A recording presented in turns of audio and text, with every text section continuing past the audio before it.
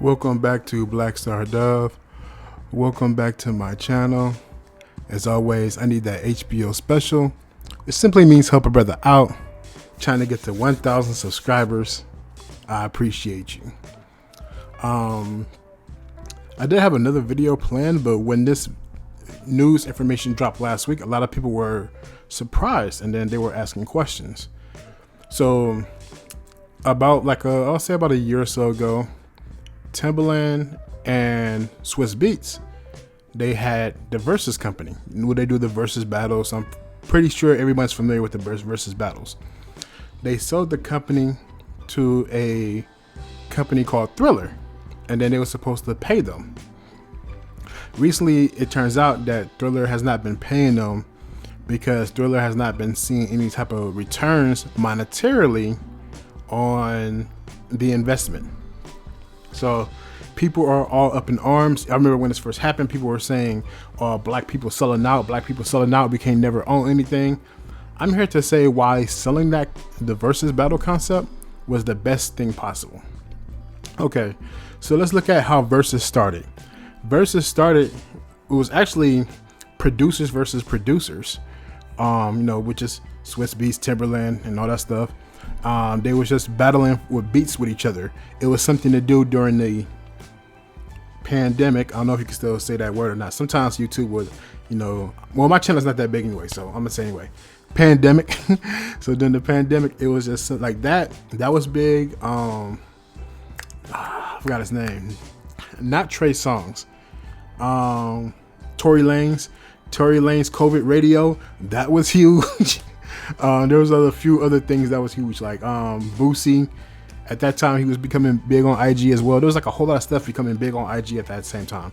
That's when OnlyFans jumped off and OnlyFans became super popular. So you had OnlyFans, Boosie's popularity, Verzuz popularity, and Tory Lanez COVID radio popularity. So all that stuff was expanding, and then that's when TikTok became huge and everyone was doing the savage dance and all that stuff. So that was a strange time.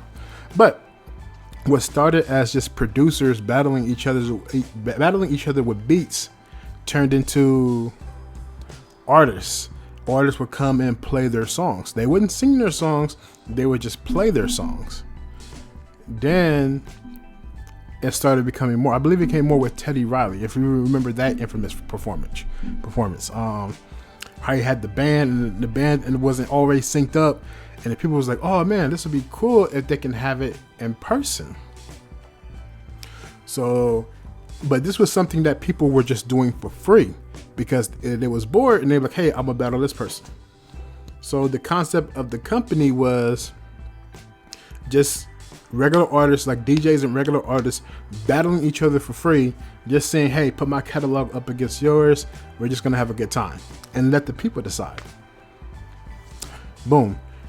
It turns into a potential money-making idea. Here comes Triller. Triller wants to buy the concept of the idea. At the time, a lot of people were saying, "No, keep it black owned, keep it black owned." But then a lot of the artists who they wanted to come on saying, "I'm only going to come on if you pay me X amount of dollars."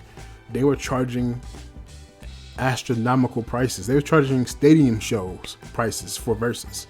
So just think about it from a financial perspective. And people was like, "Oh man, Swiss Beats,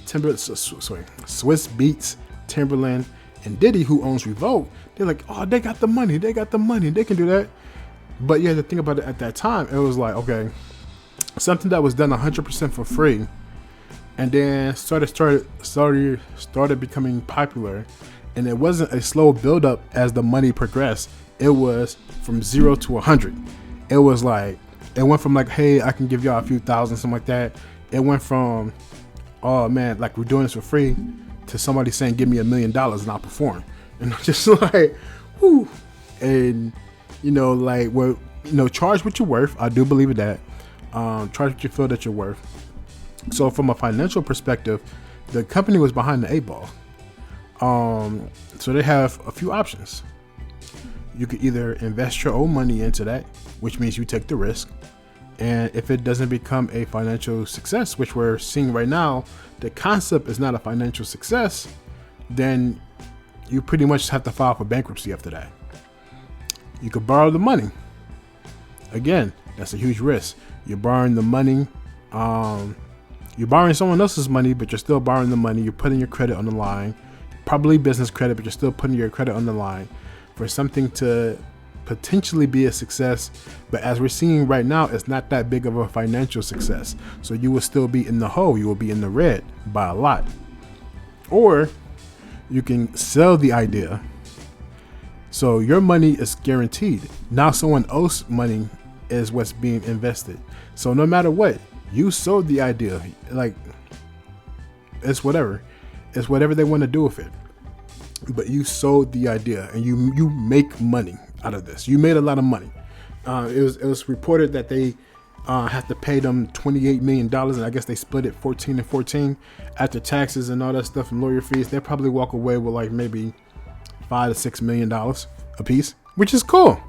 You know, that's not bad for something that they was doing for free, and they was able to capitalize on the idea. Now, when it comes to funding it, that's when it became a problem, because for the longest time, people were doing Verzuz for free. Now these acts are charging. So these acts are charging. That means you have to then charge the consumer. And that's what a whole lot of people had a problem with Verzuz. They was like, hey, we was like, this was for free. This was on IG. Now you got to go to this app. You know, you got to do this and that. It's no longer free. You have to pay for a service. And then, you know, there's limited ads. There's little to no ads. So there's no ad revenue. It's not a financial viable option.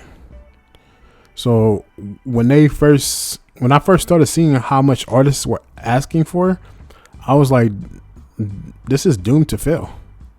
But those brothers are smart businessmen. They're multimillionaires. They seen the writing on the wall. I'm pretty sure they have multiple accountants and lawyers look at it and be like, hey, sell this. And they was able to make some money off of it. So I don't see why I understand how people want everything to be black owned. That started by black people. But you also got to look at the viability of it. For something that was starting for free, that you had no way to really monetize. Because at that point in time, unless you was going to build your own app, or have the commercials, some ad revenue or something like that, or you just had to charge them, there is no viable way to make money besides the venues. So it was just almost doomed to fail. But I think those brothers did an amazing job. They sold that. They're gonna get their money. You know, it just takes a little bit of a longer process for them to get their money, but they're gonna get their money. And I 100% applaud it, because I believe that was the right financial avenue to travel down. Now, everything is about ownership. Sometimes you do need to raise capital. And at that point in time, that seemed like that would have been the best financial move from all perspectives. But I love you. Take care. Peace.